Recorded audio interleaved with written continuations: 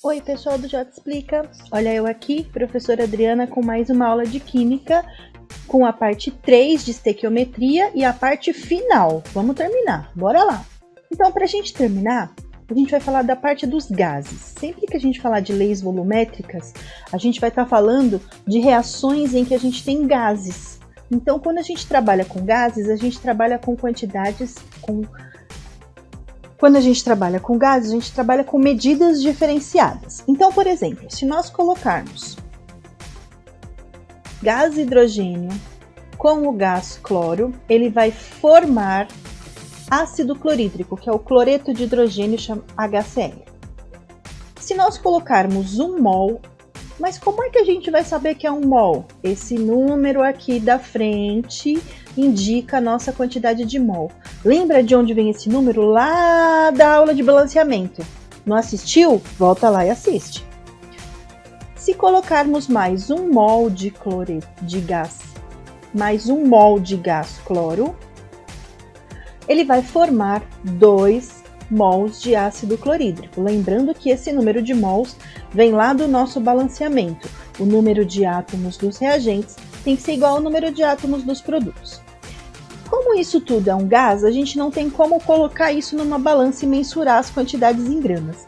Então a gente utiliza as quantidades em volume, entendendo que se nós colocarmos 1 mol, vamos equivaler a 1 volume. 1 volume do gás hidrogênio, mais 1 volume do gás cloro, formou 2 volumes do gás ácido clorídrico. O que isso quer dizer? Nós fazemos, então, as proporções e as razões entre as substâncias. Se nós analisarmos entre o H2, que é o gás hidrogênio, e o gás cloro, nós colocamos 1 para 1. Então, nós dizemos que foi 1 volume de um reagente para 1 volume do outro reagente. Dizemos que a nossa razão é 1 para 1. Se eu colocar uma quantidade de H2, eu terei a mesma quantidade de Cl2. Consequentemente, se eu comparar o gás cloro com a formação do ácido clorídrico, eu vou ver que 1 volume dele formam 2 volumes dele. Então, eu vou dizer que ele vai ser 1 para 2. Então, para uma quantidade do Cl2, eu vou colocar 2 quantidades do HCl. Vou formar 2 quantidades do HCl. A mesma coisa vai acontecer com H2. Se eu colocar uma quantidade do H2, eu vou formar 2 quantidades do HCl. Então, nós trabalhamos com volumes. Então, por exemplo, se eu colocar 2 litros de H2,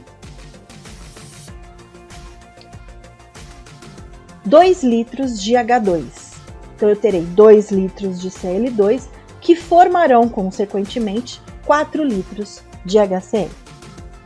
Continuando, nós temos o exemplo, então, para a lei de Gay-Lussac.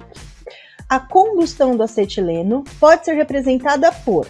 Vamos ver como é que isso aparece agora no exercício.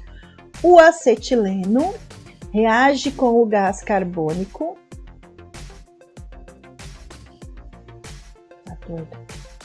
1, 2, 3. O acetileno reage com o gás hidrogênio. Lembra, uma combustão sempre tem o gás oxigênio. E ele forma o monóxido. De novo. 1, 2, 3. Ele forma o dióxido de carbono, que é o nosso CO2, e a água. Reparem que o Gzinho nos indica os nossos estados físicos. Então, nossas substâncias estão no estado gasoso e a água está no estado de vapor. Admitindo todos os gases nas mesmas condições de temperatura e pressão, isso é importante. Colocamos na mesma temperatura e pressão. Se mudamos temperatura e pressão, mudamos a situação do exercício. Calcule os volumes formados de CO2 e H2O quando 112 gramas de C2H2, que é o nosso acetileno, reagem com excesso de O2. Então, vamos lá. A primeira coisa que a gente tem que fazer é escrever a nossa reação. Escrevendo a nossa reação, nós temos os reagentes e nós temos os produtos. Reparem que agora a gente vai usar o passo a passo do que foi colocado nas aulas anteriores. Lembrando, não assistiu, volta lá e assiste. Aula de estequiometria 2 e aula de estequiometria 1. Então, os reagentes vão interagir e eu vou conferir se eles estão balanceados. Ó, colocamos 1 mol de acetileno, que é o C2H2, reagiu com 2,5 mol de gás oxigênio, formando 2 mols de CO2, que é o nosso gás carbônico, e 1 mol de água. De onde nós tiramos esses valores? Do balanceamento. E aí eu coloquei na linha para a gente identificar que foi as proporções para cada um. Reparem então, entre o acetileno e o gás carbônico, eu tenho 1:2. Então, se eu tiver uma quantidade de acetileno, eu terei 2 quantidades de CO2. Se nós colocarmos o que o exercício pediu, 112 gramas de acetileno, ou 112 litros de acetileno, colocaremos então o dobro da quantidade de gás carbônico, 224 litros de gás carbônico. E quanto de água? Ó, vamos conferir as proporções. 1 mol de acetileno para 1 mol de água. Então, se eu colocar 112 litros de acetileno, colocaremos 112 litros de água. Além disso, nós temos o princípio de Avogadro, que são volumes iguais de gases diferentes, medidos nas mesmas condições de temperatura e pressão, contêm o mesmo número de moléculas. O mesmo número de moléculas, a gente está dizendo lá do 6,02 vezes 10 a 23 moléculas. O mesmo volume de gases diferentes conterão o mesmo número de moléculas. A gente chama ele de lei volumétrica de Avogadro. Então, nós temos lei volumétrica. 1, 2, 3.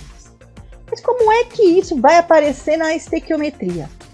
Para a gente resolver a estequiometria, nós temos que seguir alguns passos. A finalidade da estequiometria é determinar diferentes quantidades de diferentes produtos e de diferentes produtos numa determinada transformação química ou numa reação química. Então eu consigo determinar, por exemplo, quantos ovos eu preciso para fazer 3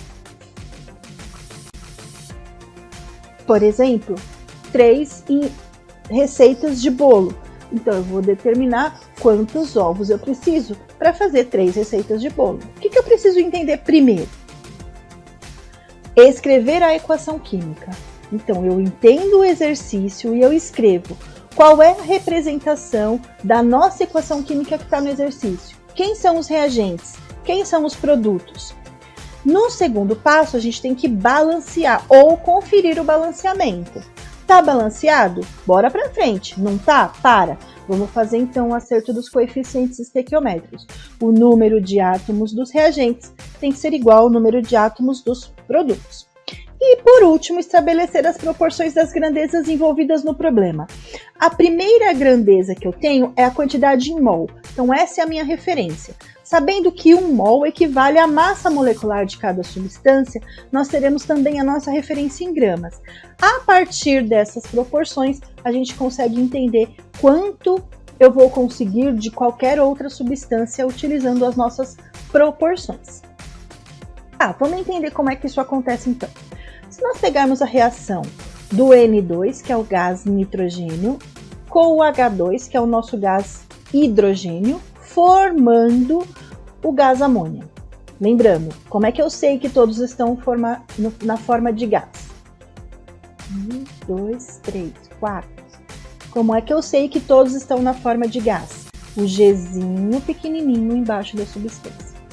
Então, o que eu tenho? Uma reação balanceada. Primeira coisa a fazer. Então, eu vejo que eu tenho 2 átomos de N do lado do reagente, consequentemente 2 átomos de N do lado do produto. Tenho 6 átomos de H do lado do reagente. 1, 2, 3. Consequentemente, 6 átomos de H do lado dos produtos. Então, nós dizemos que ela está balanceada. Vamos pegar as nossas referências, valores em mol. 1 mol, estou tirando o lado do balanceamento. 3 mols e 2 mols. Olha a nossa proporção. Se eu fizer a proporção entre os 2 reagentes, eu vou ter 1:3. Então, cada uma quantidade de N2, eu vou precisar de 3 quantidades de H2. Agora, se eu pegar a proporção entre o H2 e o NH3, eu vou ter, então, 3 quantidades de H2 para 2 quantidades de NH3. Então, a nossa proporção seria 3 para 2. Ou se eu pegar entre o N2 e o NH3, a minha proporção será 1 para 2. Eu posso fazer essas proporções entre os reagentes e os produtos. Se eu pegar esse valor em massa, eu vou pegar lá da massa molecular de quem? Do N2. O valor do N sozinho é 14, vezes 2, eu terei então uma referência de 28 gramas por mol. O valor do H é 1, vezes 2, seria 2 gramas por mol, mas eu tenho 3 mols, então 2 vezes 3, 6 gramas. No NH3, eu pego o valor do N, que é 14, mais o valor do H, que é 1, vezes 3. Então, 14 mais 3, 17. Só que eu tenho ele 2 vezes, então 17 vezes 2, 34 gramas. Como é que eu vou ter isso em número de molécula? Lembrando, cada 1 mol equivale a 6 vezes 10 a 23 moléculas. Consequentemente, se eu tenho 3 mols, eu tenho 18 vezes 10 a 23 moléculas. Ou se eu tenho 2 mols, eu tenho 12 vezes 10 a 23 moléculas. Se passarmos isso para a notação científica, a gente acerta melhor esses números. E aí é uma aula lá de matemática em notação científica ou física. Em volume, nós temos que a cada 1 mol eu tenho 22,4 litros. Então, se eu tenho 3 mols, eu terei 67,2 litros. E se eu tenho 2 mols, eu terei 44,8 litros. Sabendo essas referências, eu consigo determinar a quantidade infinitamente. Eu consigo prever quantidades que eu queira para cada exercício. Então, por exemplo, se eu colocar aqui 36 gramas de H2, quanto vai formar de NH3? Ou se eu colocar aqui 4 mols de NH3, quanto vai formar de H2? Eu posso ter inúmeras perguntas. O que eu preciso entender é quais são as minhas referências, pegando a transformação, quanto eu tenho em mol, quanto eu tenho em grama, quanto eu tenho em moléculas e quanto eu tenho em litros. A partir dos valores referência, eu consigo prever o restante das quantidades dependendo do nosso exercício. Aí, além disso, nós vamos ter o Além disso, nós teremos a pureza de um material. O que é a pureza? Sempre que a gente determina uma reação, a gente indica que essa substância está a 100%, está pura a 100%. Porém, nem sempre essa pureza vai estar a 100%. Às vezes o exercício fala, a pureza está a 50%, a pureza está a 90%. Então, o que a gente vai pegar? A massa da amostra, que equivale a 100%, e a massa pura, que equivale a X. Então, a massa pura dividido pela massa da amostra, vezes 100. Então, além disso, nós também temos o rendimento. No caso da pureza, é de uma determinada substância. No caso do rendimento, é sempre para o produto. Então, por exemplo, se nós pegarmos o carbono reagindo com o oxigênio, ele forma monóxido de carbono. Olha só, conferindo que está balanceado, 2 carbonos no reagente, 2 carbonos no produto, 2 oxigênios no reagente, 2 oxigênios no produto. Eu tiro as minhas proporções em mol. Então, 2 mols de carbono para 1 mol de oxigênio forma 2 mols de monóxido de carbono. E a minha referência em gramas. 1 mol de carbono tem 12, só que eu tenho ele 2 vezes, 24 gramas. O oxigênio tem 16 vezes 2, 32 gramas. E o monóxido de carbono, 12 mais 16 vezes 2, 28 gramas. Quer dizer que para 100% de rendimento, eu terei 28 gramas do produto. Mas, por exemplo, se eu diminuir o rendimento, vou dizer que rendeu 80%, eu vou diminuir a quantidade de rendimento. Então, eu faço só uma regrinha de 3 básica.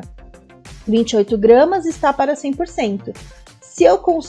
Se eu diminuir para 80%, eu vou ter quantas gramas? E, consequentemente, eu consigo fazer o contrário. Se eu te der a quantidade em gramas e querer saber a pureza, o contrário. Se eu te der a quantidade em gramas e quiser saber a pureza, eu faço 1, 2, 3. Se eu tiver a quantidade em gramas e quiser saber o rendimento, eu só faço a inversão do meu X. E eu consigo saber quantos gramas para aquele determinado rendimento ou vice-versa. Bom, resumindo então o que nós vimos de estequiometria, nós vimos como montar uma reação química balanceada, identificar as substâncias envolvidas, identificar a reação numérica, montar a regra de 3 com os valores padrão e fazer o que o exercício pede. Aí nós temos as relações numéricas em mol, que nós vimos que sai lá do balanceamento, em massa, a partir da massa atômica e da massa molecular, e em átomos e moléculas, sabendo que cada molécula tem 6 vezes 10 a 23. E o volume, que cada 1 mol equivale a 22,4 litros. Para a estequiometria, então, nós vimos os casos simples, que basta seguir as regras gerais, quando tivermos 100% de pureza e quando tiver 100% de rendimento. Nós vimos aqueles que têm pureza diferenciada, então, quanto menor a porcentagem de pureza, vai diminuindo a quantidade em gramas. E nós vimos o rendimento. Se eu diminuir o rendimento, eu diminuo a porcentagem também. E aqui eu deixo uns exemplos para vocês avaliarem. Qual a massa de carbono consumida quando 5 mols de gás carbônico são formados em sua queima? Seguindo passo a passo, escrevo a reação, confiro o balanceamento e coloco, se 12 gramas de carbono equivale a 1 mol, lembra lá da minha proporção, X gramas de carbono terão 5 mols. Então eu faço 5 vezes 12 e eu vou ter 60 gramas de carbono consumido. Agora, se eu diminuir a pureza, eu tinha 100% de pureza, eu tinha 1000 gramas de CaCO3. Se eu tiver 80 gramas, quantas gramas eu vou ter? 1, 2, 3. Se eu tiver 80% de pureza, quantas gramas eu terei daquela substância? Nesse caso, 800 gramas de CaCO3, que é o nosso carbonato de cálcio. E por último, rendimento. Qual a massa de carbono consumida quando 5 mols de gás carbônico são formados em sua queima? Considere a reação com 80% de rendimento. Então, eu descubro primeiro para 100 gramas, descubro primeiro para 100%, que é o que a gente fez aqui no primeiro, ó, 60 gramas, para 100% de rendimento. Mas se eu tiver 80%, eu diminuo a quantidade e eu faço a minha proporção, 48 gramas de carbono. É isso aí. Se você gostou, dá lá nosso joinha, se inscreve no canal, participa do grupo no Telegram e ó, estuda, treina. Tem 5 exercícios lá para vocês treinarem. Não esquece, exatas é treino. Vai lá e faz. Valeu, até a próxima.